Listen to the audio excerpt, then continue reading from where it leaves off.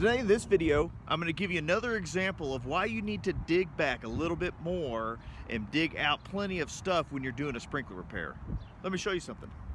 Now we're over here doing a sprinkler repair. We've had a leak in this bed and I found it right here. Let me look down in here. And this was, let me show you what was in here. It's actually, this was here like this.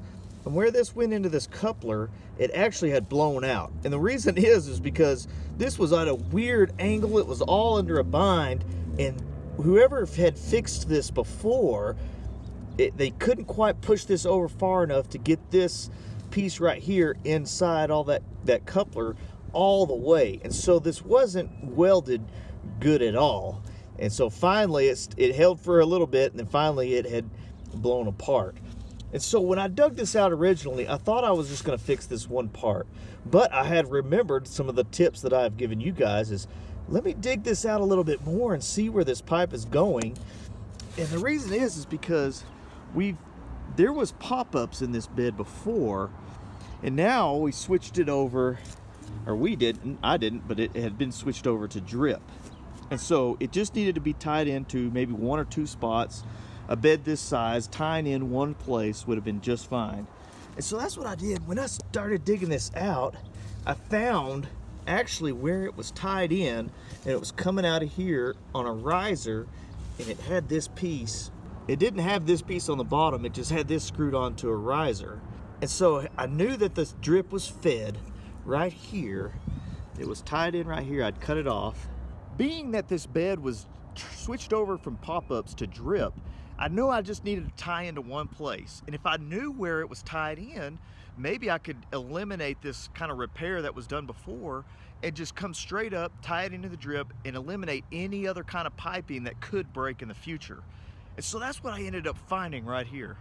So as I figured out that it was tied in here, I followed this line and I found this, and this was elbowed down. So I dug down, and I actually knew that this bed here fed from over at that bed there, because the valve is way down there, but it all feeds down. And so I knew this was the last bed on this zone. And I dug down and I actually found it down there, and it was coming out of a sleeve, and it was angled back over to this other bed.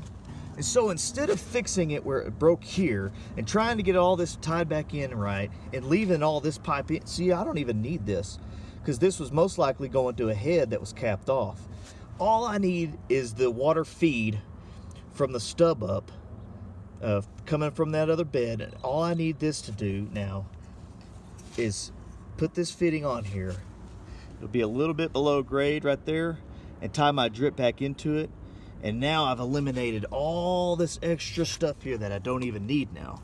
So when you're doing a sprinkler repair, always dig things out enough to do the work, like I've said before, but also dig it out a little bit more, because you never know what you're going to find. And another question I want you to ask yourself is, what does this bed need as far as the water feed? Like here, I knew I just needed one stub up to tie the drip into. And so think about the things that, what was this before? What does this bed need? What does it have now? Ask a lot of these questions, and you might be able to simplify some of the work down in the ground. And it's going to make it better, and it's also going to save you in the long run, because nothing else is going to break now because it's not tied in. Kelly Staggs here, American Irrigator, trying to make you a better irrigator. Consider subscribing, that way you don't miss any tips.